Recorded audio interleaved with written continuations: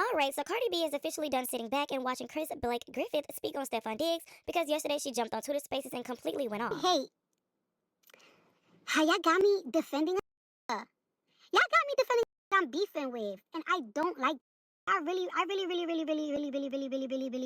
hate that. Cardi B feels like it's crazy that she is defending Stefon Diggs because apparently they are beefing, but she feels like Kristen changed his story multiple times and she doesn't believe the accusations against her child's father. While Cardi B was going off on Chris, she also went off on TMZ and she said, TMZ, this is not funny for a whole week straight. Y'all been instigating and putting misleading headlines, are not making it clear who is suing who and for what. First off, make it clear Stefon is the one suing, Chris is counter-suing in your headlines. Flew him out, y'all know what y'all doing. This is not a stranger that he just flew out. He used to style Stefon and used to work for him. Remember, this ish is only funny until someone ends up hurting themselves. Report with facts responsibly, starting with the headline. Cardi B has said more than twice about somebody hurting themselves because of these false accusations or these alleged false accusations. So I wonder if this is taking a toll on Stefon Diggs and this is taking a toll on his mental, and Cardi B can see that, and that's why she decided to speak up. Cardi did respond to Chris again, and she said, victims, stop lying on people and putting false allegations on their mouth with your weird behind. Make an ish up as you go, give it up, you got caught stealing, and there's a video evidence of this. It's online. You was caught on video trying to explain where the F you was going, trying to leave with suitcases with stuff that don't belong to you in the middle of the night.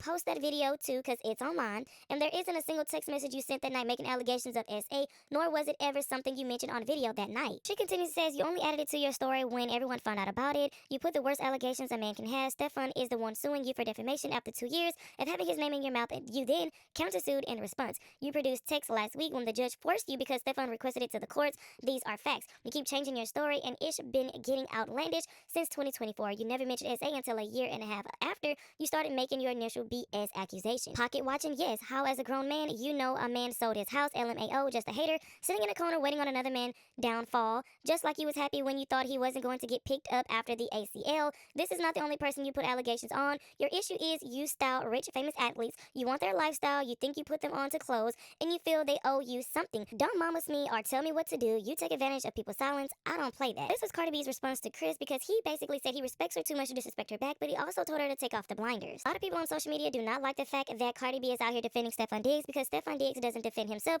nor does he come to Cardi B's defense. So boss man Dlow's Emotion Party Tour has officially been postponed after Young Miami unexpectedly pulled out, and people are debating whether she's starting to feel like she's bigger than the program. Now, this wasn't just a Young Miami popping out for 1 or 2 guest appearances. Her face and name were being used to promote this tour right alongside boss man Dlow, and they had dates scheduled across the country. So once she dropped out last minute, boss man's team said they had to postpone the tour and figure out new dates. Boss man Dlow posted and said, due to an unexpected last-minute departure by Young Miami, we are postponing the Motion Party Tour. We will share updates regarding rescheduled dates as soon as possible. Not even gonna lie, the wording is very interesting. It seems like Young Miami just dropped out of the tour. Mind you, the tour starts tomorrow, and we found this out yesterday that she decided to drop out of the tour. So 2 days before the tour started, she decided to drop out unexpected. It also sounds like boss man's team wants the public to know that this wasn't their part of the plan and that they were caught off guard. Young Miami later confirmed that she wouldn't be doing the tour anymore, but according to her, she needs to lock in and finish her album because she has deadlines coming up. Young Miami posted and said, my Yam Cell, I have an update that I won't be on the Motion Party 2 anymore. Thanks so much, boss man Dlow, and wishing you all the best on the new dates.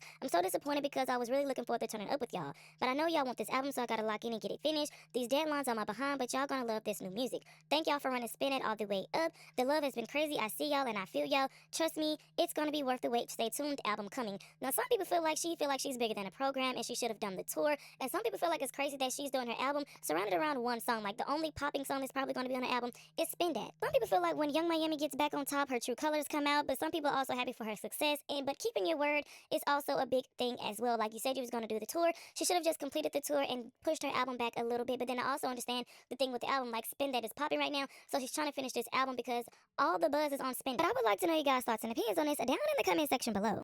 Do y'all think Cardi B should be staying out of this when it comes to Chris Blake and Stefon Diggs, or what? Because she's defending her baby daddy.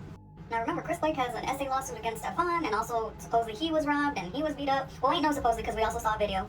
But it's the SA allegations that are in question, and this is what Cardi had to say. Now the other day the headlines were that, 100 text messages were submitted by Chris Blake, making us think that, like, oh, he submitted proof. Well, it's because they asked him, it was discovery basically. Anyway, what about the 100 text messages and DMs between the two that he submitted in court? So it was just blank pages, and Cardi said he's not asking to get it dismissed. Where are you even getting that for? For the whole point of suing is to go to court and prove he was lying. This man did 3 interviews, changed his story 2 times, and never provided not 1 receipt. But you right, wait till trial starts.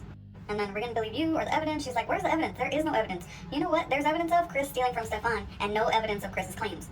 Now the crazy part is back when this first hit the blogs and stuff, I remember, I wish I still had it, Stefon posted He posted a video, because, you know, Chris was already talking about, like, we did this together, and then also showing all the things that supposedly were robbed from him, and then the fighting when they beat him up. But, I want to say, like, a month later, because this kept reoccurring, Stefon posted a video where you see Chris is stealing. Like, you see that he's doing some shady shit. But the blogs did not post it, and now I regret not saving it. And I remember, like, oh, it's fine, I'll catch it, like, when the Shade Room posted, or when the neighborhood, you know, when it hits everybody's, and it didn't. I don't know why, but it didn't. I feel like he should repost that video. Now, when it comes to SA, though, does that mean it did or didn't happen? That's going to be up for the court and whatever evidence, you know, to pick that up. Chris did end up, you know, replying to whatever Cardi was saying, though, and basically being like, oh, this predates you, and, you know, there's documented assaults, and you saw my attack, and just... For those who don't remember, though, it says, please remember, I was sued first. I responded with facts that have only become more substantiated as time has taken shape, and now everybody involved will be held accountable where it matters most, before the judge and jury. And yes, he was sued first, because, like, dude, I don't feel like that came out of nowhere, but either way, we're gonna have to leave this to the court. And Someone please tell Cardi B that this is not a battle she should be fighting. I mean, hopping on Instagram to defend your baby daddy in the comments is one thing, but when someone has multiple accusations against them, sometimes the best option is to just be quiet, because Stefon is dealing with a legal situation. So he has lawyers, a PR team. He has people whose literal job is to handle situations like this. So you hopping in the comments arguing with people solves exactly what? It just makes the situation worse. And Cardi has a history of doing this. Every time someone she loves gets into something, here she comes wanting to fight the entire internet. You know, sometimes the best way to ride for your man is to shut up. Because now people who weren't talking about you are now talking about you. Girl, go enjoy your relationship. Go on vacation. But arguing with the media and strangers over your grown man, that's something I would not sign up for. So let me know what y'all think in the comments. Is Cardi B just being a loyal girlfriend?